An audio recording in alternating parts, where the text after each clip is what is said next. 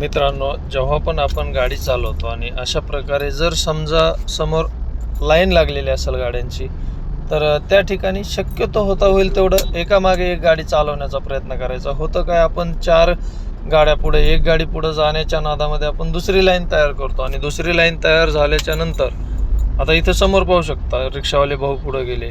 त्याच्यानंतर आता राईट साईडनी आपल्या बघा हे इर्टिगावाले भाऊ गेले.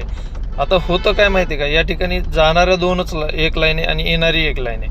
असा 2 वे रोड आहे. सिटीच्या मधला छोटासा वस्तीच्या तिथला रोड आहे आणि अशा ठिकाणी जर समजा आपण 2-2 लाईन केले तर त्या ठिकाणी वाहतूक कोंडी जास्त व्हायला सुरुवात होते. तर त्याच्यासाठी शक्यतो होता होईल तेवढं. आता इथं होतं काय, तुम्हाला सगळ्यात महत्त्वाचं सांगतो मित्रांनो, जर समोरून येणाऱ्या गाडीचा धक्का लागला तर तुम्ही त्यांना बोलू शकत नाही, का तर तुम्ही त्यांच्या लाईनमधून गाडी चालवताय. आणि इन केस समजा हे समोरचे टेम्पोवाले दादा आहेत, त्यांचा जर धक्का लागला तर तुम्ही तिथंही बोलू शकत नाही, का तर ते लाईनमध्ये चालत आहेत.